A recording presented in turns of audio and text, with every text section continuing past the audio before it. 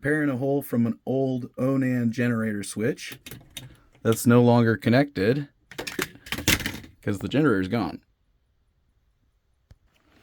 Always wear eye protection and hearing protection.